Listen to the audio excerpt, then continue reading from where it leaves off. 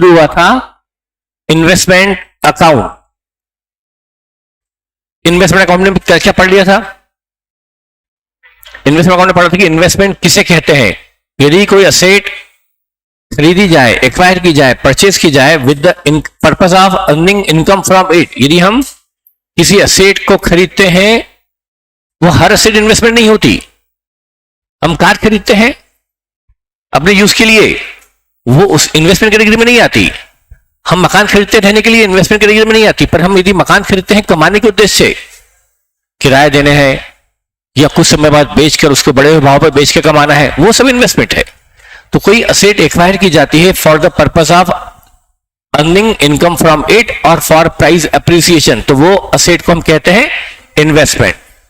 अब इन्वेस्टमेंट में हम कई तरह के इन्वेस्टमेंट करते हैं। Investment in house, investment in land, investment in gold, silver. लेकिन हमारा एक चैप्टर सारे इन्वेस्टमेंट डील नहीं करता। इन्वेस्टमेंट इन सिक्योरिटीज, जिस पर AS13 एप्लीकेबल है।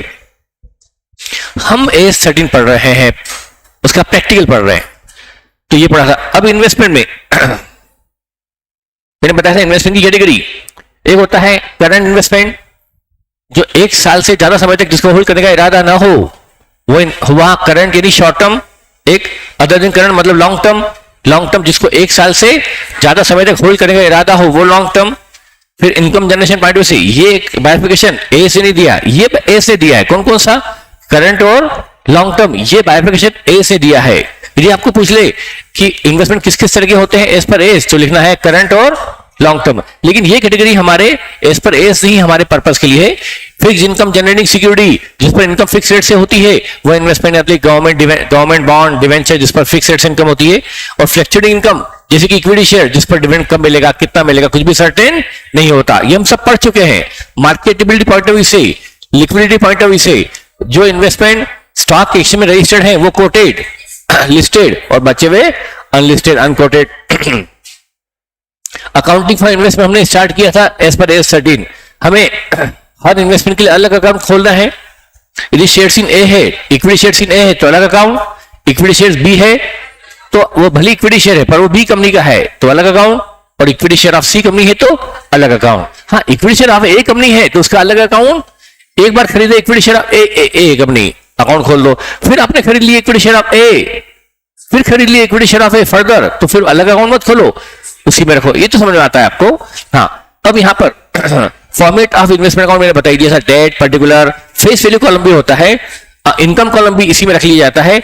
इनकम के लिए अलग अकाउंट नहीं बल्कि इसी में इनकम अकाउंट खोल लिया जाता है। और कॉस्ट यानी इन्वेस्टमेंट कॉलम, ये हम देख चुके हैं। अकाउंटिंग में नंबर 1, जो खर्चे बिजनेस जो हमें इन्वेस्टमेंट खरीदने पर होते हैं, ब्रोकरेज, दलाली और स्टैम्प ड्यूटी जो खरीदने पर लगती है, उसको हम क्या करते हैं, जो इन्वेस्टमेंट खरीदे उसकी कॉस्ट में ऐड कर देते हैं, उसे कैपिटलाइज कर देते हैं, उसको इन्वेस्टमेंट अकाउंट में डेबिट कर देते हैं। लेकिन जब जो खर्चे इन्वेस्टमेंट बेचने पे लगते हैं तो उसकी कोई अकाउंटिंग नहीं करते, बल्कि सेल प्रोसीड से लेस करके जो नेट सेल प्रोसीड है उसी को अकाउंट फॉर कर लेते हैं। यहां तक हम देख चुके थे। वैल्यूएशन ऑफ इन्वेस्टमेंट हमने स्टार्ट किया था। ये valuation as per accounting standard होगा। मैंने कल बताया था आपको मीनिंग ऑफ फेयर वैल्यू, मतलब मार्केट वैल्यू की नजदीकी होती है fair value, realisable value, fair value या मार्केट वैल्यू या रियलाइजेबल वैल्यू। तो यहां पर ये हम कल समझ रहे थे। अब इसके आगे बढ़ते हैं वैल्यूएशन के आगे, वैल्यूएशन में आगे बढ़ते हैं। वैल्यूएशन में भी मैं आपको एज पर एज वैल्यूएशन की बातें करते हैं अपन। ये वैल्यूएशन तो मुझे आपको बतानी है।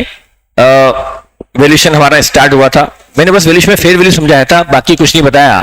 अब पर मुझे लग रहा है कि वैल्यूएशन के पहले मैं जो बताया आपको, क्या इस पर एग्जाम्पल कराऊं? खरीदने पर खर्चे हुए, बेचने पर खर्चे हुए, उसकी अकाउंटिंग कैसे करते हैं, क्या इसकी बेसिक, इसके प्रैक्टिकल क्वेश्चन करा दूं पहले? तो ठीक है, मैं वैल्यूएशन को अभी इग्नोर करके, ये तो हमारा लेक्चर खत्म हुआ, हमारा आज का लेक्चर स्टार्ट हो रहा है। डेट क्या है आज? 31 ऑफ जुलाई 2000। कौन सा चल रहा है? 23 चल रहा है कि 4 चल रहा है? अच्छा, मुझे याद नहीं रहता।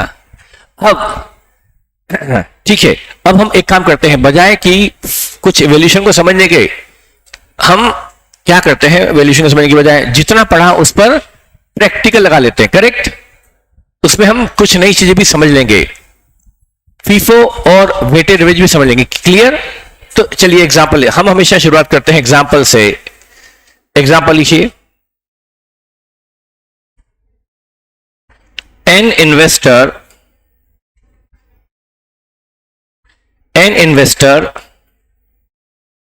Mister x purchased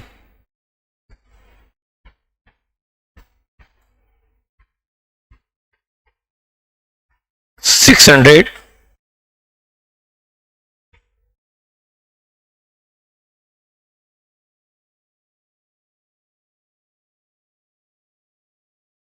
investments,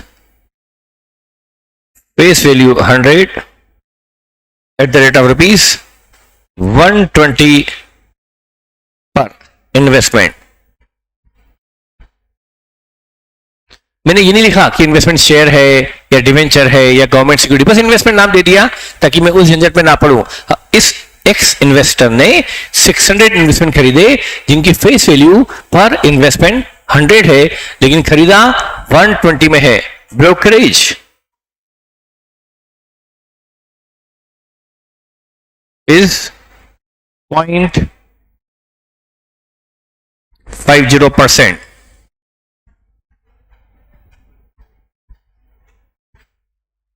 Stamp duty is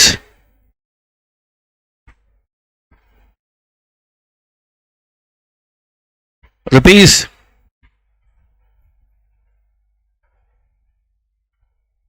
1,200. Stamp duty is rupees 1,200. Mr. X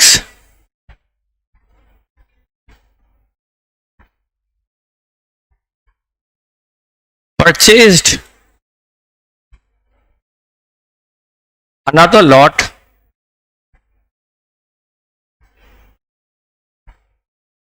$400 investments of above category at the rate of rupees 130 per investment. Brokerage is at the rate of 0.40%. Stamp duty is rupees 800. फिर से एक नया lot खरीदा, 400 investment खरीदे 130 में, face value तो वही है, सेम की सेम संडो, और ब्रोकरेज यहां बदल गई, अलग अलग ब्रोकर अलग अलग ब्रोकरेज चार्ज करते हैं, और स्टैम्प ड्यूटी भी 800 लगी। After few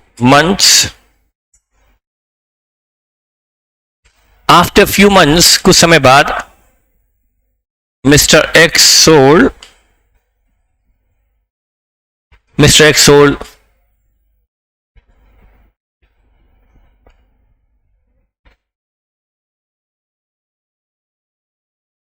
$700 investments at the rate of rupees 150 each.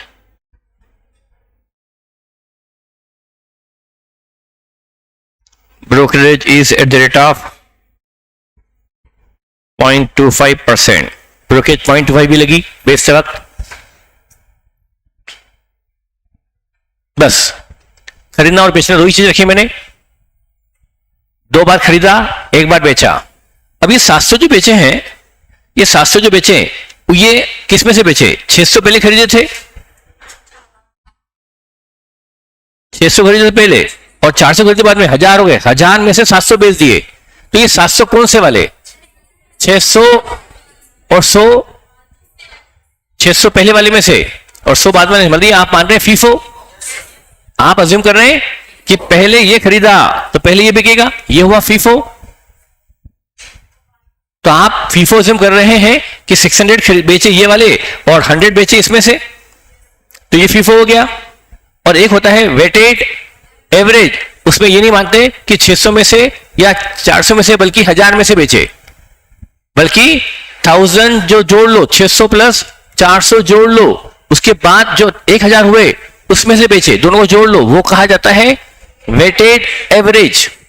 तो ये डिपेंड करता है कि हम फीफो लगाते हैं या वेटेड लगाते हैं। ये क्वेश्चन बनाने वाले पर, क्वेश्चन जो बना रहा है उसको दे देना चाहिए कि इस मिस्टर एक्स की पॉलिसी क्या है। एक्स एस ने इसके बारे में कुछ नहीं कहा, पर अभी हम क्या मान लें, फीफो, या लिख दो assume FIFO. Prepare investment account. जितना समझा उस पर एक एग्जांपल लेके आगे बढ़ते हैं।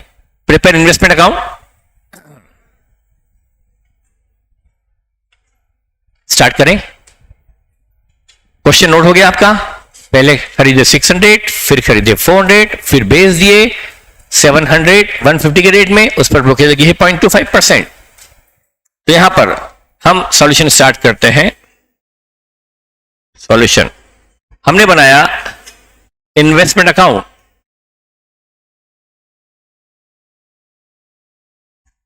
इन्वेस्टमेंट अकाउंट बनाया हमने इन the books of mister x. X investor है, उसकी बुक्स में हमने अकाउंट बनाया। मैं भी डेट पर कोई फोकस नहीं कर रहा हूं, पर कॉलम बना देते डेट का। पर्टिकुलर फेस वैल्यू जरूर यूज में आएगी। इनकम कॉलम में अभी मैंने कोई इनकम नहीं ली। मेन कॉलम कॉस्ट कॉलम या इन्वेस्टमेंट कॉलम एक ही बात है, कुछ भी लिखो। फिर से date, particular, face value, income column पतला सा क्योंकि इनकम है नहीं, डेट कॉलम,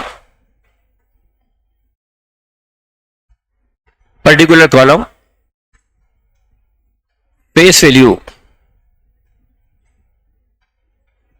इनकम कॉलम। इस इन्वेस्टमेंट से क्या इनकम होती है उसका कॉलम यही बना लिया, मतलब इनकम अकाउंट भी यही बन गया। इस इन्वेस्टमेंट से होने वाली इनकम का अकाउंट यही बन गया, ताकि अलग से अकाउंट ना बनाना पड़े। और ये हमारा कॉस्ट या इन्वेस्टमेंट कॉलम, कुछ भी लिख सकते हैं। कॉस्ट, फिर से डेट,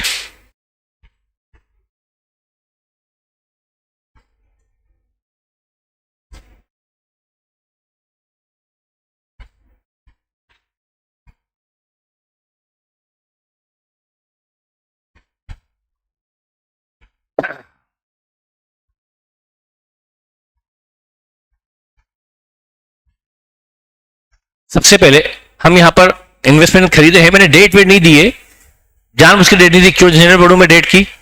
अभी मेरा फोकस डेट वेट पे है ही नहीं।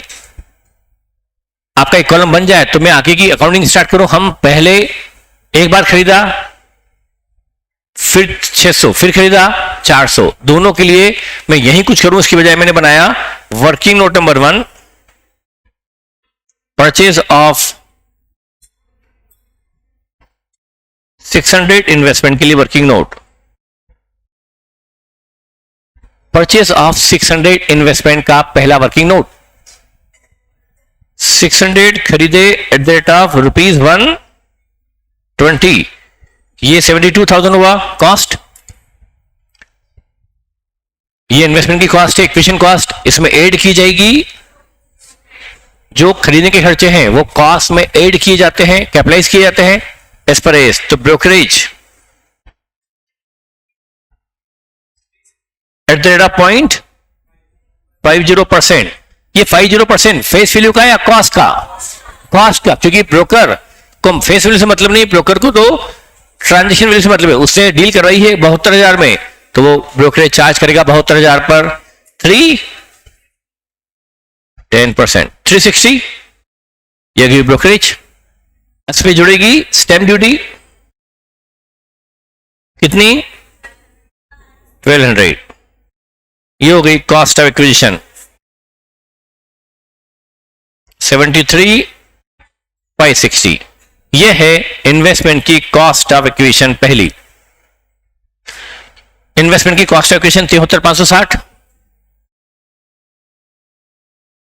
इसको हम कैपिटलाइज करेंगे, इसको इन्वेस्टमेंट अकाउंट डेबिट करेंगे। हमारी एंट्री होगी investment account debit to bank, investment to bank entry होगी in the books of mister X, investor की बुक्स में अकाउंटिंग देख रहे हैं।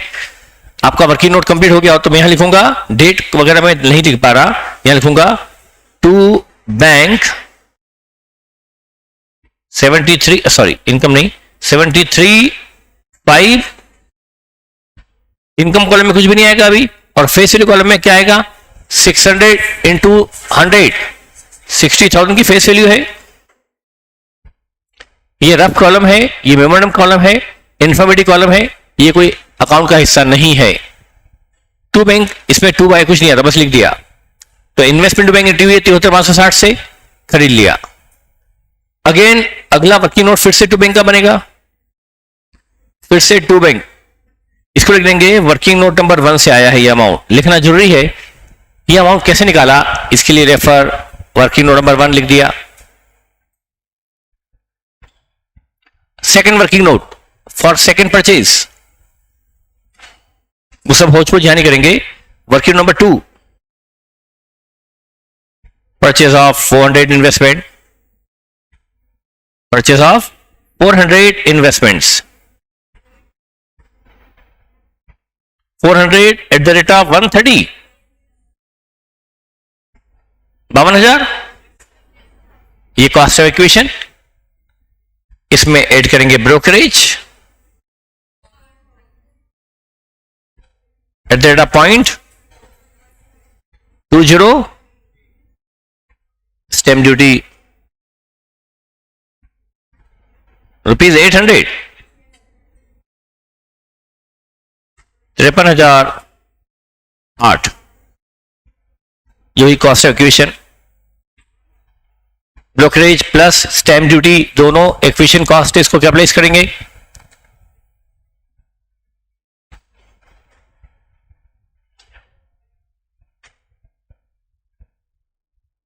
इसकी एंट्री भी होगी investment debit to bank.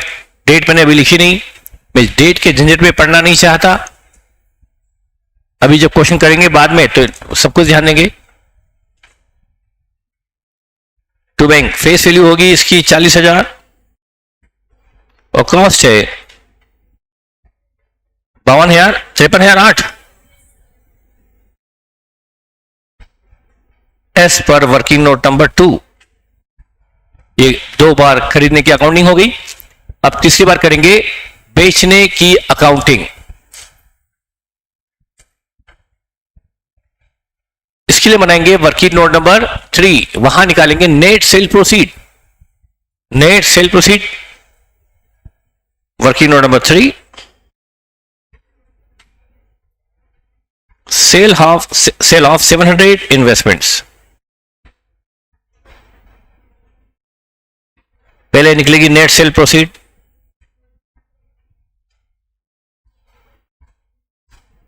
Net sale proceed 700 at the rate of 150, 1,05,000 sale proceed है ग्रॉस।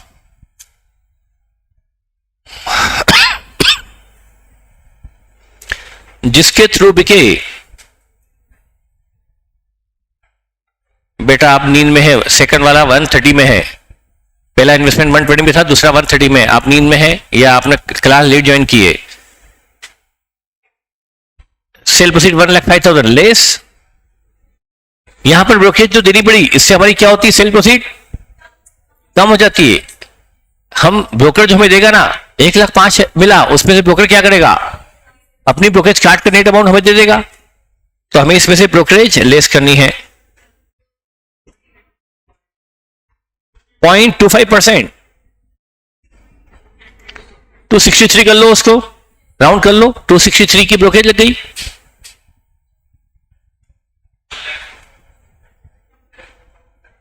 अच्छा मैं क्लियर नहीं दिख रहा हूं, वो इश्यू तो आ रहा है, मैं बुलाता हूं स्टाफ को, लेकिन अब अभी मुझे मत देखो ना बेटा, वैसे मैं जितना काला दिख रहा हूं उतना काला हो गया, आपको ऐसा लग रहा है क्लियर नहीं दिख रहा, बेटा मैं इतना काला हो गया।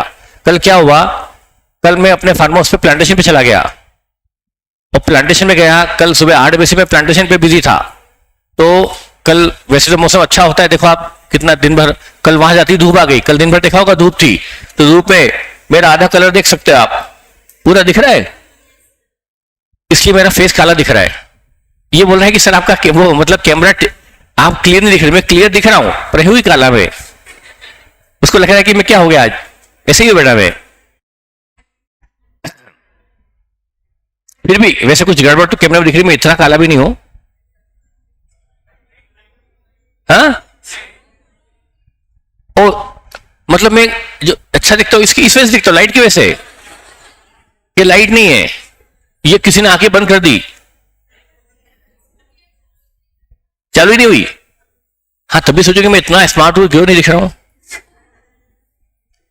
बुलाता हूं उसको। हाँ बेटा बुलाता हूं मैं। हेलो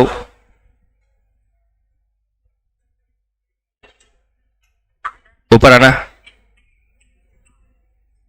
या ब्रोकरेज, अभी मेरा ध्यान मेरी तरफ की छोड़कर स्क्रीन पे दो। तो बेटा सेल प्रोसीड 1,05,000 है, उसमें से ब्रोकरेज कट जाएगी, नेट हो जाएगा। हमारी net sale proceed, net sale proceed 1,04,737, यह है नेट सेल प्रोसीड। अब ये बाय बैंक आ जाएगी। जो हमें खरीदने पर मिलता है तो इन्वेस्टमेंट बैंक, और बेचने में मिला तो बैंक अकाउंट डेबिट और इन्वेस्टमेंट अकाउंट क्रेडिट। यही होगा ना बेटा। तो इसके आपके पास अकाउंटिंग के दो तरीके हैं। मैं कोई एक तरीका बताता हूं आपको। दो तरीके हैं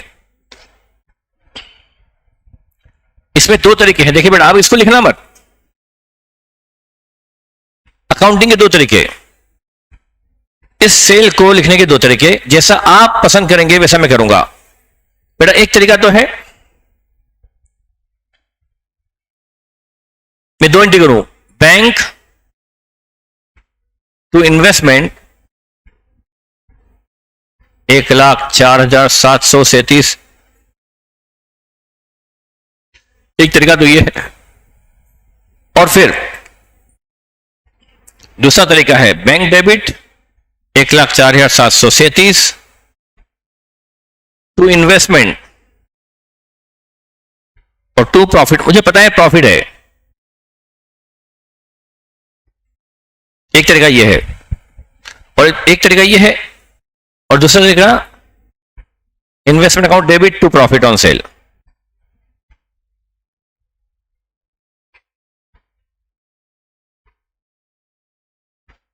ये दो एंट्री करके अकाउंटिंग की जाए, और एक तरीका है कि बस एक ही एंट्री की जाए। मैं आपको दोनों तरह से बताता हूं। देखो बेटा ध्यान दो, इधर ध्यान दो। ये दो तरीके हैं,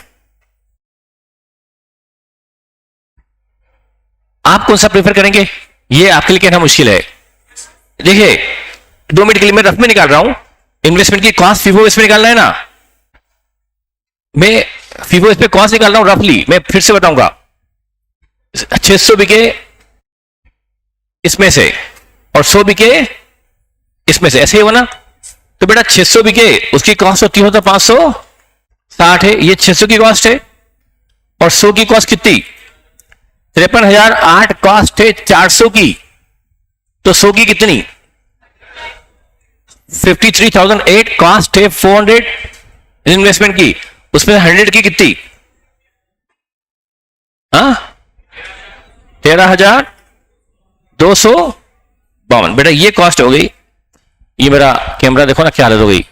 ये एक तो आप लाइट ऑन करके नहीं गए, लाइट ऑन नहीं है, और कैमरा भी का भी दिक्कत हो गया, और लाइट भी ऑन नहीं की है। हाँ कितना हो गया 86,7,812।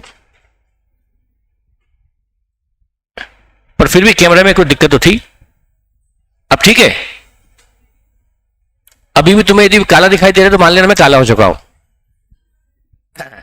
83, 86, 812 ये हमारी क्या है बेटा कॉस्ट ऑफ 700 इन्वेस्टमेंट सोल्ड। जो 700 इन्वेस्टमेंट बिके हैं उसकी कॉस्ट 86। तो एक तो ये है 86,812, एक तरीका ये है 86,812 इन्वेस्टमेंट को क्रेडिट कर दिया जाए। इन्वेस्टमेंट खरीदे तो डेबिट, इन्वेस्टमेंट बाहर हुए आउट तो उसको क्रेडिट। और प्रॉफिट कितना हुआ? 86,000 के इन्वेस्टमेंट 1,04,000 पे बिके हैं, 1,04,000 पे बिके हैं, प्रॉफिट 17,925। एक तरीका यह है, और एक तरीका यह है कि 17,925 का प्रॉफिट की एंट्री अलग से की जाए। दो तरीके आपको, दोनों तो सही है, दोनों में कोई गलती नहीं, दोनों समझ में आ गए आपको। एक तो बेटा सुनो, ऐसा है जैसे आपने एसेट अकाउंट खोला, ये आपका बेटा एसेट अकाउंट है, एसेट अकाउंट, यह आपका बैलेंस चल रहा है एसेट का 10,000 की एसेट है बेटा। ये बिकी 12,000 में, तो आप क्या लिखते हो यहां पर? बाय बैंक कितना लिखूं? ये बिकी 12,000 में। अब आप है ना, आप खुद, आपको मैं फंसा दूंगा, देखो आप खुद है ना इस मेथड पे आ जाओगे, फर्स्ट वाली में। आपको लग रहा है कि सेकंड वाली ठीक है, पर आप खुद फर्स्ट वाली मेथड प्रीफर करोगे। ये एसेट बिकी 12,000 पे, इसकी कॉस्ट 10,000 है, 12 पे बिकी, यहां कितना लिखूं? बाय बैंक में, बस वही तो हो गया आपसे, वही इसी पे आ गए। अब क्या करूं? अब कितना प्रॉफिट हुआ? तो आपने एंट्री क्या करी? एसेट आपने 12,000 लिखा है, सही बोला, तो क्या एंट्री करें आपने? Bank debit to investment 12,000। अब इसमें कितना प्रॉफिट जुड़ा हुआ है? तो देखो आपने ये वाली एंट्री कर दी, क्या कर दी? Bank debit to asset. अब क्या करना पड़ेगा? इसमें कितना प्रॉफिट जुड़ा हुआ है? 2,000 का प्रॉफिट कहां पड़ा हुआ है? एसेट अकाउंट की क्रेडिट में। अब उस प्रॉफिट को हमें क्या करना पड़ेगा? जो एसेट की रेट बढ़ा है उसको एक अनदर एंट्री के through to profit on sale, कितने का? तो एंट्री बताओ, एक हुई कि दो हुई? दो एंट्री हुई है। इसलिए मैंने कहा था आपको लग रहा है कि मेथड आसान है, एक एंट्री में काम हो गया, लेकिन एक्चुअल में आप प्रीफर करोगे ये फर्स्ट वाली मेथड। तो मैं भी फर्स्ट वाली मेथड ही प्रीफर करूं कि हम जो अकाउंटिंग करेंगे सेल की वो एक बार में नहीं, दो एंट्री के थ्रू कंप्लीट होगी। तो मैं भी ये वाली प्रेफर करता हूं, ये हो गई प्रेफरेबल। आपको नोट करना है इसको आप अलग से रफ में नोट करो, जगह छोड़ना है नीचे, यहां इसके नीचे मत छोड़ो, अभी मुझे यहां कुछ लिखना है, इसको अलग से मतलब थोड़ा जगह छोड़कर लिखना नीचे इसको। Two method of entries for sale, two method of entries for sale, two method of entries for sale. आप दोनों लिख लीजिए, पहले लिख लें, हम फिर समझते हैं बेटा। एक बार लिख तो लें, दो मेथड, दोनों में से हम एक सिलेक्ट करेंगे। इन्वेस्टमेंट की सेल की दो एंट्री हो सकती है,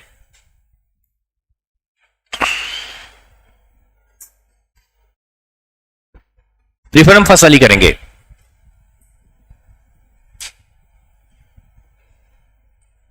हाँ बेटा एक्सप्लेन देखते हैं अभी, प्लीज एक्सप्लेन अगेन। बेटा है तो इजी, फिर भी हम देखते हैं।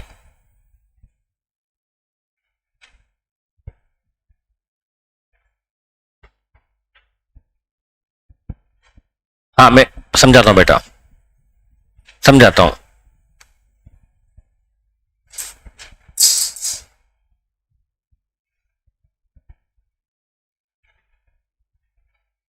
हाँ सेकंड मेथड में प्रॉफिट उसी टाइम बुक कर लेते हैं, लास्ट में नहीं, लेकिन पहले सेल प्रोसीड क्रेडिट कर देते हैं, फिर प्रॉफिट लिखते हैं। दो एंट्री करते हैं, पहले सेल प्रोसीड को क्रेडिट करने की, फिर प्रॉफिट को उसमें से निकालकर प्रॉफिट अकाउंट में ट्रांसफर करने की। और दूसरी मेथड में इन्वेस्टमेंट कॉस्ट पे क्रेडिट होता है और प्रॉफिट अकाउंट में डायरेक्टली। यदि एंट्री करना हो तो सेकंड मेथड सूटेबल है, लेकिन पोस्टिंग करना हो तो फर्स्ट सूटेबल है, क्योंकि हमें पोस्टिंग करना है डायरेक्टली, एंट्री तो पूछी नहीं है, क्वेश्चन मार है, हमें अकाउंटिंग करनी है, लेजर पोस्टिंग करनी है, तो सेकंड प्रेफरेबल है, फर्स्ट बेस्ट है, बस फर्स्ट वाली बेस्ट है। लिख लिया बेटा आपने दोनों मेथड? जल्दी लिखिए।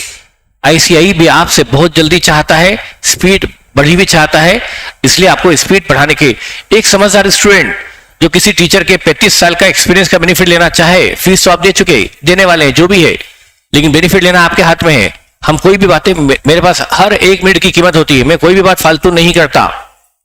ये बीच में मैंने फार्मर्स की बात कर ली ऐसी टाइम पास के लिए, अदरवाइज ये बात मतलब आपके टाइम के लिए गलत है। तो बेटा मैं बताना चाहता हूं कि आपको टीचर की बात का ध्यान देना बहुत जरूरी है। स्पीड को लेकर के आप हमेशा फोकस रहिए, स्पीड बढ़ाने के लिए ट्राई करते रहिए। लिख लिया बेटा आप लोगों ने? अब बेटा यहां पर जो मैं बताना चाहता था ये तो मैंने हटा देता हूं।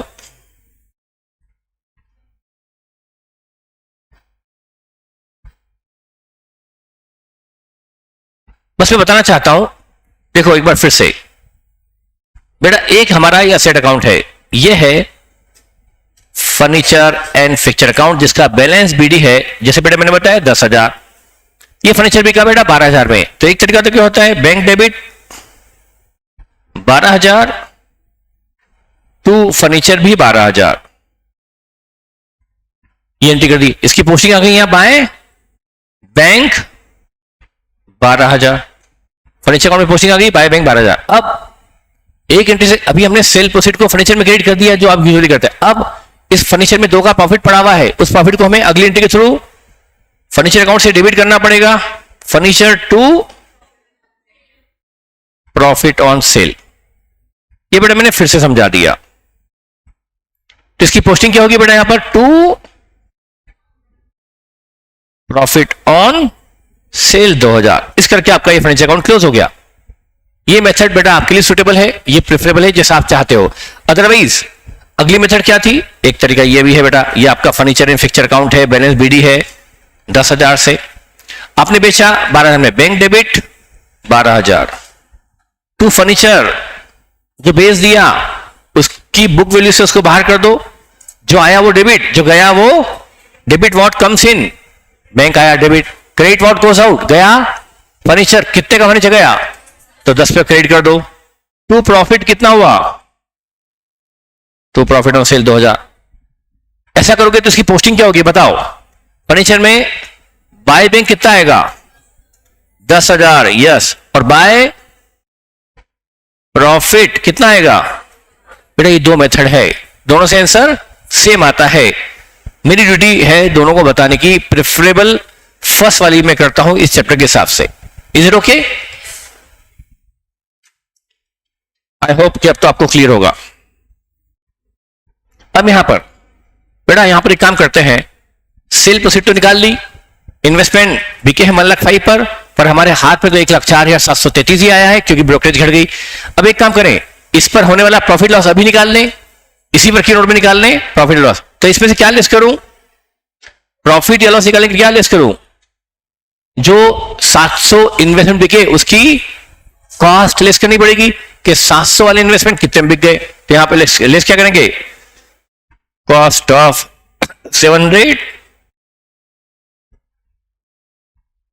इन्वेस्टमेंट सोल्ड, 700 जो बिके उसकी कॉस्ट। बेटा फीफो बेसिस पर पहले किस पे, कौन से वाले बिके, 600 पहले बिके, फीफो बेसिस पर है तो फर्स्ट इन फर्स्ट आउट, ये पहले बिके 673,560 जिनकी कॉस्ट थी, ये पहले बिके, और कुल 700 बिके 100। अब जो 100 है उसकी कॉस्ट थी 53,008, 53,008 कॉस्ट थी, 400 की कितनी, तो 100 की कितनी, डिवाइड बाय 400 इंटू 100, 1313, ये कॉस्ट है, ये है कॉस्ट। जो 100 बिके उनकी कॉस्ट ये है, 600 फीफो इस पर 600 पहले बिके, और 100 जो बिके हैं वो इस 400 में से बिके हैं, 400 की इतनी कॉस्ट तो 100 की कितनी कॉस्ट, इसको बोलते हैं ना यूनिटरी मेथड। 400 की इतनी कॉस्ट तो 100 की कितनी cost, it will be called unitary method. कितने आई 13,252, तो कुल कॉस्ट आ गई 86,812। ये कॉस्ट है उन 700 इन्वेस्टमेंट की जो बेचे गए, और हमने कॉस्ट फाइंड आउट की है फीफो बेसिस पर रादर देन एवरेज। यहां पर कितना प्रॉफिट आ गया, प्रॉफिट ऑन सेल 17,935, ओके 925, 17,925 का प्रॉफिट ऑन सेल है। तो ये प्रॉफिट ऑन सेल की अकाउंट निकल लेते हैं। अब 2 अकाउंटिंग होगी एक साथ, मतलब एक सेल प्रोसीड की फिर प्रॉफिट की, हम मतलब 2 एंट्री वाली मेथड यूज कर रहे हैं। तो पहली एंट्री क्या होगी, बैंक टू इन्वेस्टमेंट 1,04,737, ये होगी पहली एंट्री। आई होप आपने इसको नोट कर लिया होगा मेरे साथ साथ। आप खुद सोचिए, मैं समझाता भी हूं, नोट भी कराता हूं, वेट भी करता हूं, तब तक भी आप नहीं लिख पाते, मतलब आपकी स्पीड बहुत कम है। You have to improve it as early as possible, नहीं तो एग्जाम में तकलीफ होगी। 90% नहीं तो 80% बच्चे तो बोलते हैं कि सर हमारा पेपर छूट गया। मैं आपको क्लास के पहले दिन दूसरे दिन भी बोल चुका, आज दूसरे दिन है सिलेबस का, तो आज भी बोल रहा हूं सेल्स स्पीड बढ़ाओ, नहीं तो पेपर छूटेगा। इंस्टीट्यूट आपके हिसाब से पेपर की लेंथ कम नहीं करेगा, आपको उसकी लेंथ के हिसाब से अपने आप को एडजस्ट करना होगा। चलिए, तो यहां बाय बैंक लिखता हूं, तो बेटा यहां लिखूंगा बाय बैंक बेचने पर 1,07,000, 1,04,073, ये मिला है एज पर वर्किंग नंबर 3।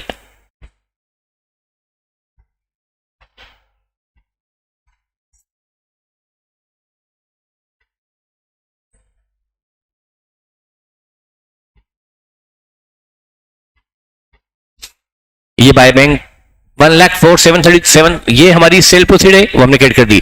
पर इस सेल प्रोसीड में प्रॉफिट जुड़ा है कि नहीं जुड़ा है? यस, इसमें प्रॉफिट जुड़ा है। तो इस इन्वेस्टमेंट की सेल पर जो प्रॉफिट हुआ है वो प्रॉफिट कहां पड़ा हुआ है? इन्वेस्टमेंट अकाउंट की क्रेडिट में, यहां पड़ा है। फिर से बताऊं, प्रॉफिट क्रेडिट में पड़ा होता है, डेबिट में होता है? फिर से बताऊं, ये अभी एसेट अकाउंट मैंने बनाया था, आप फिर भूल रहे हैं। यदि सेल प्रोसीड ज्यादा है तो प्रॉफिट कहां पड़ा है? इन्वेस्टमेंट की क्रेडिट में, तो उसे इन्वेस्टमेंट से डेबिट करके प्रॉफिट अकाउंट में, तो यहां लिखेंगे टू प्रॉफिट ऑन सेल।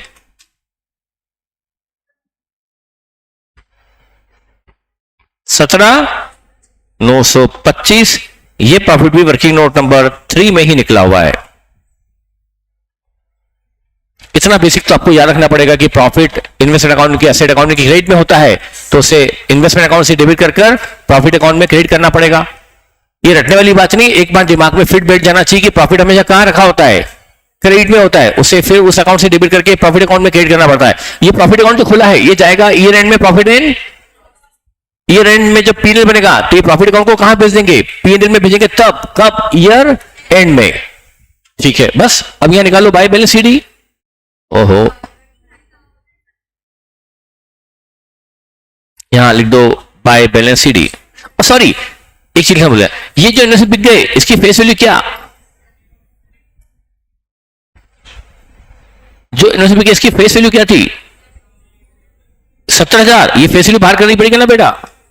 1,00,000 की फेस वैल्यू में से 70 की फेस वैल्यू बिक गए तो उसको भी बाहर कर दो ना। बच्चे कितने की फेस वैल्यू गए? 30,000 की फेस वैल्यू के बचे हैं, वो बैलेंस दिखा दो। और ये बैलेंस सीडी निकालो या बैलेंस फिगर ही होता है? 39,740 20 756 756, ये बैलेंस बचा। ये बैलेंस बैलेंसिंग फिगर है, पर एक इंटेलिजेंट स्टूडेंट इसको एक और तरह से वेरीफाई कर सकता है। बेटा ये मेरी स्पेशल फीचर मान लो आप, हर जगह में वेरिफिकेशन बताता हूं जो कई लोगों की समझ के बाहर होता है और एग्जाम में अननेसेसरी भी होता है, फिर भी मैं बताता हूं अपनी वाली दिखाने के लिए कि देखो मुझे कितना आता है। क्या करूं बेटा, आदत है, अब इसका लोड मत लेना। पर 4 बच्चे भी होते हैं ना जिनको मजा आता है, तो देखो एक तो बैलेंस फिगर है, पर ये हम निकाल भी सकते हैं। ये जो 300 बचे हैं इन्वेस्टमेंट, ये किस में से बचे हैं? इस 400 में से बचे हैं, इस 400 में से बचे हैं। 400 की इतनी कॉस्ट तो 300 की कितनी कॉस्ट? वही आएगा। 400 की इतनी कॉस्ट कितनी है? 400 की कॉस्ट 53,008। 53,008 कॉस्ट कितने की है? 400 की, उसमें बचे कितने हैं? इसी फीफो इस 300 में, तो 400 की कितनी कॉस्ट तो 300 की कितनी कॉस्ट? 39,756।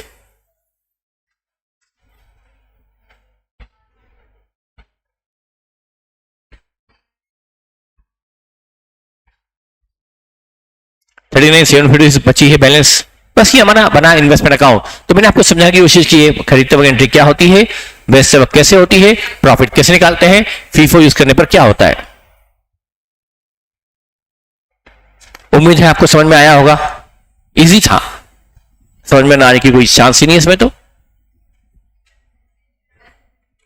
हाँ, क्या बोल रहे? हाँ, बेसिक ही है, पर बेसिक भी कहीं को पल्ले नहीं पड़ता ना। ये बेसिक छोड़ दो, मेरा तो वो पहले इनका बेसिक ही सुन के भाग गए। वो डायरेक्ट एंट्री वाले 2-4 बच्चे तो पहले दिन आए थे, भाग गए देख के जो क्लोजिंग स्टॉक ट्रेडिंग अकाउंट में क्रेडिट क्यों होता है वो सुन के भाग गए। कभी उन्होंने सुना नहीं था, न सुनने की कोशिश थी उन्होंने की, न सुनने की इच्छा थी, न सुनने की उन्होंने इच्छा शक्ति थी, न सुनने के लिए उन्होंने दिमाग लगाने के लिए एफर्ट डालने की कोशिश की। बस वो चाहते हैं कि टीचर इतना अच्छा बताए कि समझ में आ जाए। बेटा सीए है, कहीं भी जाएंगे तो तकलीफ तुमको आनी तय है, वो यहां नहीं तो दूसरी के जाएंगे वहां भी तकलीफ आएगी, पर ठीक है, सबकी अपनी अपनी इच्छा। मैं तो चाहता हूं उन्हीं बच्चों को जो मुझसे पढ़ सकने की कोशिश और पोजीशन में हो, मुझे मेरे साथ पढ़ने में एफर्ट्स डालने पड़ते हैं, पर आप देखो कि हमेशा अकाउंट में स्टूडेंट का नंबर हमेशा बहुत अच्छे आते हैं। वो इसलिए नहीं कि आते मैं पढ़ाता अच्छा हूं, मतलब मैं पढ़ाता तो सारे टीचर अच्छा पढ़ाते हैं, कोई भी बुरा नहीं पढ़ाता, बस ऐसा नहीं है कि यदि एक ही टीचर अच्छा पढ़ा रहा होता तो सारी रैंक उसी कैसे आती। रैंक उनकी भी होती है जो कहीं कोचिंग नहीं करते, रैंक उनकी भी होती है जो कहीं से यूट्यूब से पढ़ लेते हैं, रैंक उनकी भी होती है जो दो बुक से पढ़ते, कुछ नहीं होता इसका। तो रैंक किसी कोचिंग क्लास, बिल्कुल हम आपकी भी रैंक आएगी तो हम बिल्कुल चिल्लाएंगे ये हमारी रैंक, चिल्लाना पड़ता है, लेकिन वो रैंक हमारी वजह से नहीं होती, रैंक स्टूडेंट के अपने एफर्ट्स की वजह। यदि हमारे हिसाब से रैंक आनी होती सबकी आती, हमारे हिसाब हिसाब से पढ़ाने से सब पास होते होते बच्चे तो सारे पास होना चाहिए ना। तो इसका मतलब क्या हुआ, एक बच्चा आप कोई भी एक रैंक लाता है, एक बहुत ग्रुप निकालता है, एक ग्रुप निकालता है, एक धड़ाम से फेल होता है, क्यों? पढ़ाया सबको एक जैसा, तो किस पे डिपेंड करता है? रैंक, बहुत ग्रुप, अच्छे मार्क्स हम पर नहीं, आप पर डिपेंड करता है। तो कई लोग टीचर को जज करते हैं, यार ये अच्छा नहीं पढ़ा रहा है। अरे कोई टीचर 10 साल से पढ़ा रहा है या 2 साल से पढ़ा रहा है तो टीचर है, अच्छा क्या नहीं पढ़ाएगा वो? थोड़ी स्टाइल में सबके फर्क हो सकता है, पर डिपेंड करता है आप कितना अडॉप्ट करने की कैपेसिटी रखते हो। चलिए आगे बढ़ते हैं।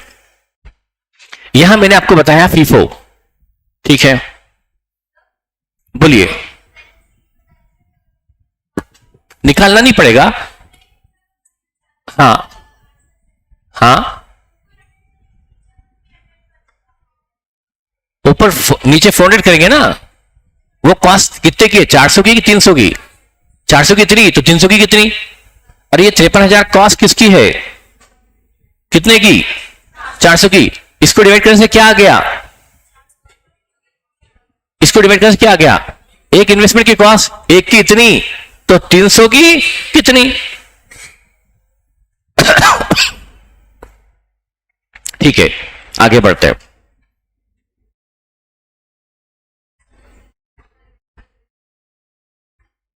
ठीक है,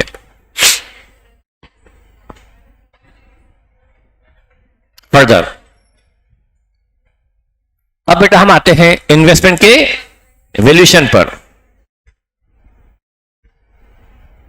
वैल्यूएशन ऑफ इन्वेस्टमेंट, ये पूरा होगा AS13 के अकॉर्डिंगली। AS13 के अकॉर्डिंगली वैल्यूएशन कैसे होता है? सब लॉजिकल है, समझना भी पड़ेगा और उसको रट भी सकते हो, पर समझना ज्यादा बेहतर होगा। एस पर AS13 इसका मैं चार्ट बाद में बनवाऊंगा, पहले एक्सप्लेनेशन है ना, इसका हम चार्ट बाद में बनाएंगे। सबसे पहले बेटा इन्वेस्टमेंट दो तरह के होते हैं, करंट मतलब शॉर्ट टर्म और एक लॉन्ग टर्म। बिल्कुल लॉजिकल है, आपको भी पता है। AS13 कहने वाला है वो आपको भी पता है पहले से, बस ये है कि आपका जो 11th 12th और फाउंडेशन का नॉलेज है वो कितना है वो मैं नहीं जानता, पर आपको सबको पता है, मेरे ख्याल सबको पता है ये वैल्यूएशन, बस उसको लॉजिक में कन्वर्ट करना है। देखिए बेटा, मैं आपसे पूछूं, ये हमारा स्टॉक है, stock of finish goods, stock, इसकी हमारी कॉस्ट है 30,000। ये स्टॉक है, मतलब ये गुड्स है, गुड्स, स्टॉक हमेशा गुड्स का ही होता है, ये गुड्स का स्टॉक है। इस पर लगता है AS2, और आपने पढ़ा है AS2, पढ़ा है इन्वेंट्री, AS2 फॉर इन्वेंट्री। ये इन्वेंट्री है ना बेटा, स्टॉक मतलब इन्वेंट्री, और ये गुड्स का स्टॉक है। आप इसका वैल्यूएशन कैसे करते थे ये मैं नहीं, आप बता सकते हैं। कॉस्ट और NRV which ever is less, ये मैं नहीं बता रहा हूं, आप ही मुझे बता रहे हैं, मतलब ये आपको पता है या पता होना चाहिए। ठीक है, हम मान लो ये 30,000 का गुड्स है, स्टॉक है, आपने AS2 पढ़ा है, अभी भी पढ़ेंगे फिर से, शायद वो मेरे हिस्से में नहीं आ रहा है, नहीं मेरे हिस्से में आ रहा है, देखना पड़ेगा मेरे हिस्से में कौन कौन से आ रहे हैं। असीम सर ने हिस्से में कौन कौन से, हमारी हिस्सेदारी हो गई कि कौन से एस में पढ़ाऊंगा, कौन से एस वो 13 मेरे से में इसलिए आ गया क्योंकि ये पूरा प्रैक्टिकल में पहले से पढ़ाता आया हूं। कुछ एस मैंने उनसे छीन लिए तो ये देखना पड़ेगा AS2 मेरे से में कि नहीं, देख शायद है तो ये हाँ है, मैं पढ़ाऊंगा इसके बाद में। पर आपको जितना पढ़ा है इसको वैल्यूएशन कॉस्ट और मार्केट विच एवर इज, बेटा इसकी कॉस्ट है 30, इसकी मार्केट वैल्यू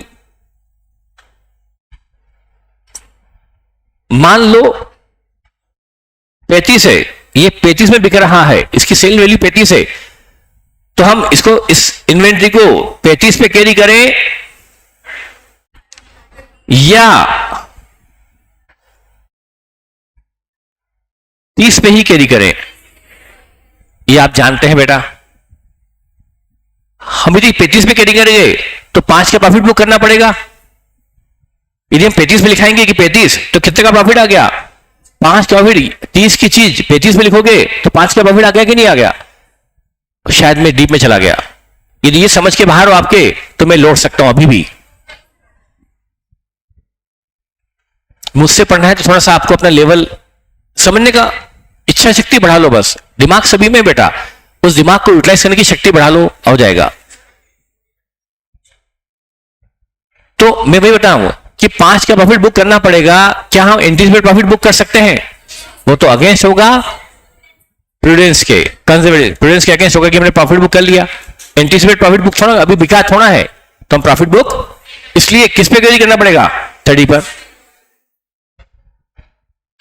ये आपको आ गया कि हम मार्केट प्राइस पे ऐसे वैल्यू नहीं कर लेते। हाँ लेकिन इसकी कॉस्ट 30 है पर मार्केट रेट आज इसका 28 है, मार्केट रेट आज 28 है। मार्केट में बेचने जाए तो इससे 28 मिलेगा और इस पर जो बेचने पर दलाली लग जाती है मीडिएटर की वो लग जाएगी 500, तो नेट कितना मिलेगा? तो कॉस्ट और एनआरवी नेट रियलाइजेबल वैल्यू कितनी है, 27। आप बेचने आओगे तो आपके हाथ में 28 आएगा, 27.5 बचेगा। तो बेटा एस क्या बोलता है, इसको वैल्यू करो कॉस्ट और NRV whichever is 27.5 book करो और कैरी करो, इसको कैरी करो 27 और कितने का लॉस बुक कर लो, ये ले जाओ बाय पीएनएल। मैं बताऊंगा अभी, इसको मत इतना, हमने लॉस बुक कर लिया। 30 की चीज 27.5 में लिखोगे तो लॉस होगा कि नहीं होगा, बोलो? तो एस, ये लॉस एस ने क्यों बुक करवा दिया? मैं चैप्टर पढ़ा रहा हूं इन्वेस्टमेंट, आ गया AS2 पर क्योंकि मेरे इन्वेस्टमेंट से इसका कनेक्शन है। मैं लॉजिक पे भी जाऊंगा तो आपको ये होगा और आपको समझ में आएगा। बस दिमाग समझने की क्षमता आप में है, सिर्फ समझने की इच्छा शक्ति रख लो बस। हाँ तो बेटा एस ने ऐसा क्यों करवाया? प्रूडेंस कि हमें एंटीसिपेटेड लॉसेस बुक कर लेना। ये गुड्स हम होल्ड करेंगे या बेचेंगे?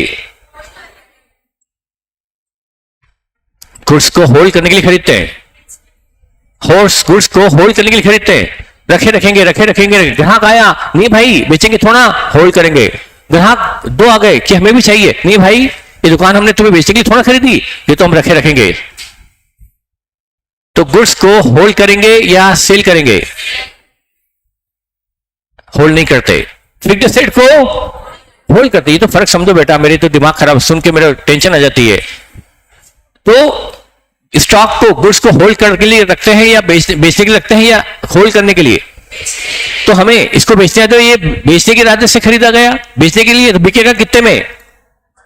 यदि इसको बेचना है, जल्दी बेचना है कि लेट बेचना है? जल्दी बेचना है तो बेचने में मिलेगा कितना? तो फिर ये मतलब एक्सपेक्टेशन क्या है, आप इसको बेचोगे और बेचोगे तो मिलेगा 27, इसलिए एस बोलता है 27.5 में ले आओ, 30 में मत चलने दो। इसका लॉस जब आपको पता है कि 2.5 का लॉस होने की संभावना है तो इस एंटीसिपेटेड लॉस को प्रोविजन बना लो, प्रोवाइड कर लो। तो हम वैल्यू करते हैं कॉस्ट और NRV whichever is less और ये लॉस बुक कर देते हैं स्टॉक में। लेकिन फिक्स्ड एसेट में क्या हम एसेट को कॉस्ट और एनआरवी पे लेते हैं? ये हमारा लैंड है एंड बिल्डिंग भी मान लो, लैंड बिल्डिंग है, फिक्स्ड एसेट है, इसकी वैल्यू 3 लाख चल रही है अभी। 3 लाख में हमने एक ऑफिस खरीदा, लैंड बिल्डिंग खरीदी, इसकी वैल्यू घटकर 280 रह गई। मार्केट वैल्यू, क्या इसको बेचने के इरादे से खरीदा या होल्ड करना है? कब तक? एक साल के अंदर अंदर या और। तो फिर जब आपको अभी बेचना ही नहीं है तो मार्केट वैल्यू से मतलब रखना चाहिए नहीं रखना चाहिए? जब आपको बेचना ही नहीं है तो आज की मार्केट वैल्यू हमारे लिए रिलेवेंस नहीं रखती। इसलिए हम एक एज 10 पढ़ेंगे, पीपी, प्रॉपर्टी प्लांट इक्विपमेंट, वो मैं पढ़ाऊंगा आपको। उसमें वैल्यूएशन किस पे होगा? इसको 3 लाख पे वेरी करेंगे, कॉस्ट पे कैरी करेंगे।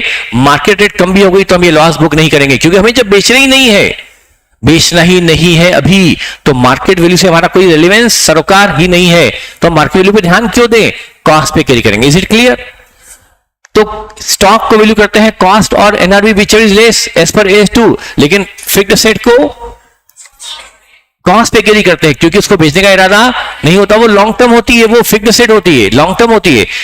क्या ये फंडा आपको मैंने पहली बार बताया, ये आपको पता था कि इन्वेंट्री को वैल्यू करते हैं कॉस्ट और एनआरवी विच इज लेस, लेकिन फिक्स्ड एसेट को कैरी करते हैं cost less depreciation, cost less depreciation. Market पे कंसीडर, बस यही लॉजिक इन्वेस्टमेंट चैप्टर पे भी लगेगा। एक आपके इन्वेस्टमेंट होते हैं करंट, यानी शॉर्ट टर्म, इसको आप with in a year sell out करने के इरादे से खरीदा, जल्दी बेचने के इरादे से खरीदा है।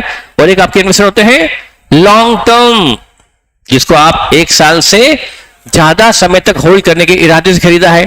तो ये हो गया सिमिलर टू गुड्स और ये हो गया सिमिलर टू, बस ये आपको वैल्यूएशन क्लियर हो गया। ये आपने एस 13 का वैल्यूएशन समझ लिया। यही एस 10 का वैल्यू, एस 10 जो 13 है उसमें वैल्यूएशन आप क्या करेंगे? ये करंट इन्वेस्टमेंट जो सिमिलर टू गुड्स है, जिसको बेचने के इरादे से खरीदा है, और लॉन्ग टर्म जिसको हमने होल्ड करने के इरादे से खरीदा है, 1 साल तक रखेंगे, 1 साल से ज्यादा समय तक रखेंगे, इसको हमें लंबे समय तक होल्ड करना है। तो बताओ करंट इन्वेस्टमेंट यानी शॉर्ट टर्म का वैल्यूएशन कैसे होगा? एज पर एस 2, मतलब एस 2 तो गुड्स पे लगता है, ये हमारा इन्वेस्टमेंट है, तो एस 13 के हिसाब से ये करंट इन्वेस्टमेंट यानी शॉर्ट टर्म को वैल्यू करना चाहिए कॉस्ट और NRV whichever is less, है कि नहीं बेटा? यही तो बोलता है एस 13 भी, कॉस्ट और NRV whichever is less. क्या सिमिलर है लॉजिक से? लॉजिक है कि नहीं बेटा? क्योंकि एस 13 क्या शिव जी ने, ब्रह्मा ने, गणेश जी ने, किसने बनाया? ह्यूमन बीइंग ने बनाया, चार्टर्ड अकाउंटेंट। और आप भी क्या बनने वाले हो? 25% बन चुके हो, बन जाओगे, फाउंडेशन क्लियर हो जाएगा तो 25% तो आप सीए बन चुके, तो उतनी पढ़ाई तो कर चुके बेटा, तो आप भी सीए बनने वाले हो। वही सीए एएस बनाता है, वही सीए एएस रिवाइज करता है। आपके असीम सर भी है ना, वो भी इंस्टीट्यूट की एएस कमेटी में थे, उन्होंने एएस बनाने में उनका भी रोल रहा है। बेटा आप किस्मत वाले हैं, आपको उन लोगों से पढ़ने को मिलेगा जो एएस फॉर्मेशन में इन्वॉल्व रहे हैं। तो जो भी है, तो एएस जिन्होंने बनाया उन्होंने इसका वैल्यूएशन क्या बोला कि इसका वैल्यूएशन कैसे करेंगे? करंट है, शॉर्ट टर्म है, सिमिलर टू गुड्स से बेटा, तो कॉस्ट और NRV whichever is less. लेकिन लॉन्ग टर्म जिसको आपको अभी बेचना ही नहीं है, 1 साल बाद सोचेंगे, अभी तो बेचने का इरादा ही नहीं है, आज बेचना ही नहीं है, तो इसकी मार्केट वैल्यू से मतलब मत रखो, इसको किस पे कैरी करो? कॉस्ट पे कैरी करो, इसको कैरी करो कॉस्ट पे। तो ये लॉजिक है बेटा। तो हम करंट इन्वेस्टमेंट की पहले बात करेंगे, लॉन्ग टर्म की बाद में करेंगे। पहले वैल्यूएशन किसका कर लें? करंट का कर लेते हैं, फिर हम कर लेंगे शॉर्ट टर्म, लॉन्ग टर्म का बेटा। तो ये हमारा एस 13 स्टार्ट हो गया, वैल्यूएशन स्टार्ट हो गया। आई होप वैल्यूएशन आपको लॉजिक से समझ में आया होगा। एस 13 क्या बोलता है वो बात की बात है, पर क्यों बोलता है वो समझना हमें चाहिए, है ना बेटा? तो हम वैल्यूएशन करेंगे पहले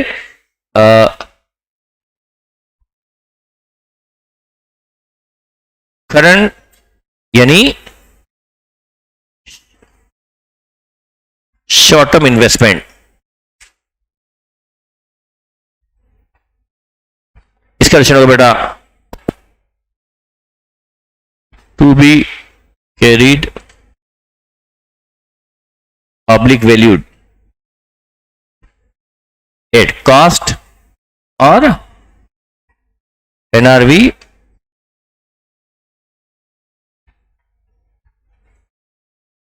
विच एवर इज लेस,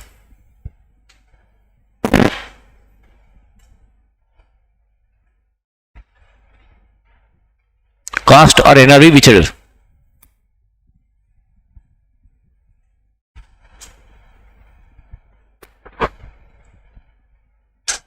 जिस साल बेचेंगे उस साल तो बेटा सेल वैल्यू आ जाएगी ना। नहीं बेटा, ये तो इसी साल के लिए खरीदे ही शॉर्ट में, इसी साल बिक जाएंगे ना, एक साल के अंदर अंदर बिक जाएंगे ना शॉर्ट में, तो अगले साल थोड़ा। हाँ, पर इरादा तो हमारा जल्दी बेचने का है, और हम वो बाकी बातें बाद में करेंगे कि अलग अनदर पॉइंट क्या होगा। इन शॉर्ट अभी मतलब बेसिक पढ़ रहे हैं बेटा।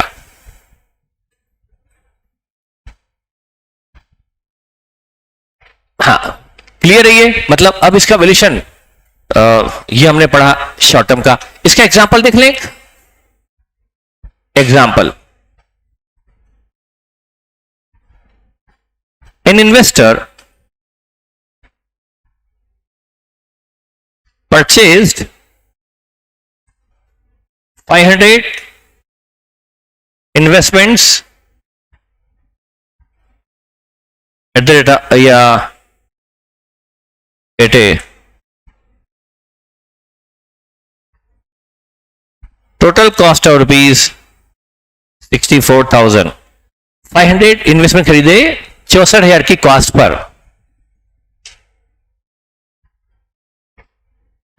He sold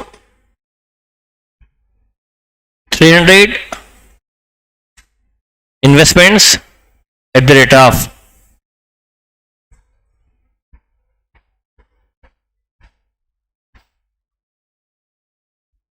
64,000 डिवाइड 500 करना। 64,000 कॉस्ट है 500 की, एक की कितनी 128 में खरीदे, 128 में खरीदे, एट द रेट ऑफ 125 में बेच दिए, 125 में बेचने पड़े just after 2 months of purchase. खरीदने के 2 महीने बाद ही बेच दिए, खरीदने के 2 महीने बाद ही बेच दिए, मतलब इससे क्या लग रहा है कि ये लॉन्ग टर्म था या शॉर्ट टर्म। तो मतलब ये इरादा क्या है, इसको शॉर्ट टर्म का है लॉन्ग टर्म का, ये शॉर्ट टर्म है।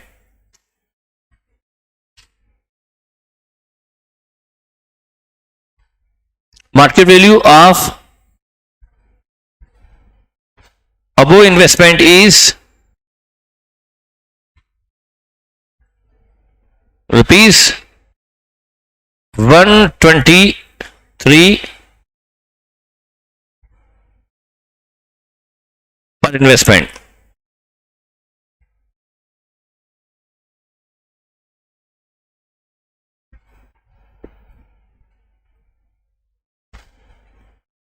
brokerage on sale is at the rate of 1%। Cell पर ब्रोकरेज 1% लगती है, सेल पर ब्रोकरेज 1% लगती है। तो फटाफट हम इसको सॉल्व करते बेटा, हम बहुत बेसिक में जा रहे हैं तो स्पीड थोड़ी बढ़ानी पड़ेगी, है ना। तो थोड़ा सा स्पीड बढ़ाइए अपने नोट करने की, समझने की दोनों, क्योंकि हम बेसिक ज्यादा करेंगे तो ज्यादा करने के लिए हमें और कम टाइम में बेसिक कवर करना है, तो स्पीड हमारी समझने लिखने की दोनों की अच्छी होना चाहिए। क्या आप लिख चुके? क्योंकि मैं भी शायद इंसान ही हूं, और जब मैं लिख सकता हूं तो आप मेरी स्पीड से क्यों नहीं लिख सकते। बस ये है कि मुझे बार बार देखना नहीं पड़ता, आपको थोड़ा देखना पड़ता है। पर देखने का तरीका क्या है, ऐसा मत पढ़ा करो फिर आफ्टर पढ़ा फिर लिखा, फिर 2 पढ़ा फिर लिखा, फिर मंथ पढ़ा फिर लिखा, फिर आप परचेज, ऐसे नहीं। पूरा सेंटेंस पढ़ने की आदत डालो और पूरे सेंटेंस को एक साथ लिखने की आदत डालो, इससे आपकी स्पीड बढ़ेगी। समझ में आया आपको? टुकड़ों में मत पढ़ो, पूरा पूरा सेंटेंस पढ़ के उसको लिखने की कोशिश करो। हाँ ठीक है बेटा, मैं स्टार्ट करता हूं। मैं थोड़ा शॉर्ट में करवा रहा हूं। हाँ, मैंने बनाया इन्वेस्टमेंट अकाउंट,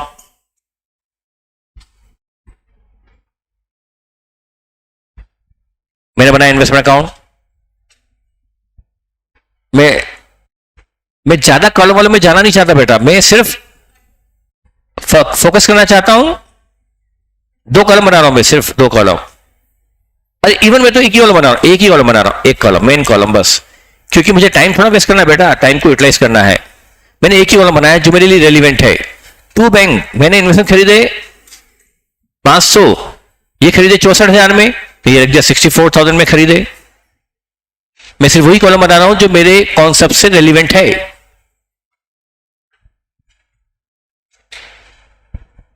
अब मैंने बाय बैंक बेचने पर जो मिला, कितना मिला, 300 into 300 eight the rate of 125 less 1% ना, लेस ब्रोकरेज।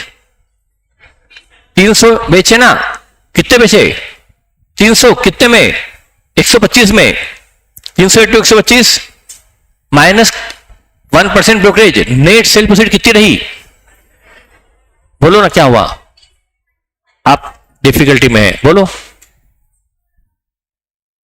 मैंने बेचा है, वैल्यूएशन थोड़ा कर रहा हूं, वैल्यूएशन तो ईयर एंड में होता है, अभी तो बेचने की एंट्री कर रहा हूं, बेचा 125 में, आज अभी कहां से की वैल्यूएशन में लगती, कॉस्ट ऑफ एनआरवी बेचे लेस, ये तो बेचा है, 300 बेचे 125 में, सेटिंग 125 माइनस 1% ब्रोकरेज, अच्छा 125 नेट है, ये नेट सेल प्रोसीड है, बेचने पर लगती है। मैंने कहा मैं शॉर्टकट चला रहा हूं, उतना लिखूंगा तो बड़ा टाइम आपका लगेगा। अब जरा देखो बेटा, आपने बेचा 125 में, यह है नेट सेल, है ना बेटा। अब इसकी कॉस्ट लेस करो ना बेटा, 64,000 कॉस्ट थी 500 की, तो 300 की कितनी,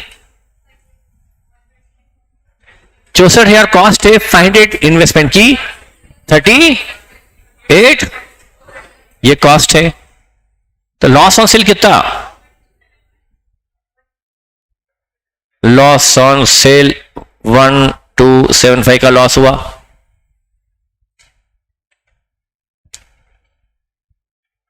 ये लॉस हुआ, लॉस ऑन सेल है, तो प्रॉफिट यहां आता था तो लॉस नहीं आएगा ना, बाय लॉस ऑन सेल आएगा, पर बाय लॉस ऑन सेल 1275 का लॉस हुआ, by loss on sale. Yash brokerage less नहीं की, क्या मैंने ब्रोकरेज लेस नहीं की, बेटा आपका अटेंशन नहीं है, मैंने 2 बार पूछ लिया, उसके बाद फिर 125 निकला है, आपने कैलकुलेट में की नहीं, और आप बोल रहे हो लेस नहीं की, बेटा लेस की है, नहीं तो आंसर इतने बच्चों का गलत नहीं आता। ये बाय बैंक कर दिया, बेचा 125 में, पर कॉस्ट इसकी थी 38,400, लॉस हुआ, ये लॉस लिख दिया by loss on sale, correct.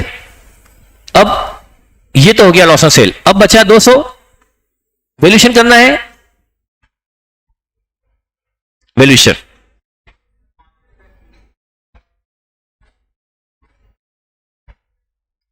यहां लिखेंगे बाय बैलेंस सीडी, जो हमारे पास 200 बच गया है। अब यहां पर वैल्यूएशन एस पर एस 13 क्या होगा, कॉस्ट और NRV whichever is less, cost और NRV whichever is less. Cost निकालनी पड़ेगी, नंबर 1 कॉस्ट 64,000 थी, कितने की, 500 की, तो 200 की कितनी, यूनिटरी मेथड 500 की इतनी, तो ये हो गई कॉस्ट 25, ये है कॉस्ट। ये जो 200 के इन्वेस्टमेंट बचे उसका वैल्यूएशन हो रहा है एज पर एज 13, क्योंकि ये करंट इन्वेस्टमेंट है तो इसका वैल्यूएशन होगा कॉस्ट और NRV whichever is less. और सेकंड क्या निकालेंगे, एनआरवी। बेटा 200 बिकेगा तो कितने बिकेगा, 123 में, 24,600 लेस बेचेंगे तो बिकेगा 123 में, पर उसमें से ब्रोकर क्या करेगा, बिकेगी किसके थ्रू, ब्रोकर के थ्रू, तो ब्रोकरेज कितनी लग जाएगी, brokerage at the rate of 1% से 246 की ब्रोकरेज लग जाएगी। तो नेट सेल प्रोसीड कितनी, नेट सेल प्रोसीड कितनी, 24,300, ये है एनआरवी, ये है एनआरवी। मैंने जानबूझ के एनआरवी कम रखी है, तो कॉस्ट हमारी 25,600 है, लेकिन उसकी एनआरवी बेचने जाएंगे तो उससे हमें नेट 24,354 ही रियलाइज होगा। तो अब क्या करें, कॉस्ट और एनआरवी व्हिचएवर इज, तो हमें वैल्यूएशन किस पे करना है, इस पे करना है। मैं इन शॉर्ट चल रहा हूं बेटा, पूरी फॉर्मूलेटी कंप्लीट नहीं कर रहा हूं कि नीचे लिखूं मैं, बस 24,354 पे लिखूंगा, यहां लिखूंगा 24,354 as per working note number 2। कितने का लॉस हो गया मेरे यहां, बाकी का मेरा लॉस, मार्केट वैल्यू में कमी आ गई, तो हमें इस लॉस को प्रोवाइड फॉर करना पड़ेगा बाय P&L। कितना है बैलेंसिंग फिगर 1 2, बेटा ये इन्वेस्टमेंट थे कितने के, 25,600 के, खरीदे कितने में थे, 25,600 में, पर वैल्यूएशन कितने कर रहे हैं, 24,354 पर, 1246 की लॉस की पॉसिबिलिटी है, लॉस हुआ नहीं, हो सकता है, पॉसिबल लॉस है, अगले साल बेचेंगे क्योंकि जल्दी ही बेचेंगे, तो जल्दी बेचे पर हमें बिकेगा 24,354 पर, तो हमें लॉस होगा 1246, और एस कहता है कि हमें इस एंटीसिपेटेड लॉस के लिए, इस रिडक्शन इन वैल्यू के लिए प्रोविजन बनाना चाहिए, तो हमने इस लॉस को डाल दिया इसी साल के प्रॉफिट एंड लॉस में, यहां से क्रेडिट पीएल में डेबिट। ये हो गया valuation of investment at cost और एनआरवी व्हिचएवर इज लेस पर, कॉस्ट और एनआरवी व्हिचएवर इज लेस पर हमने वैल्यूएशन किया। आई होप आपको ये कॉन्सेप्ट क्लियर होगा, क्लियर, ठीक है बेटा। अब आज का टाइम जो मेरा कंप्लीट है,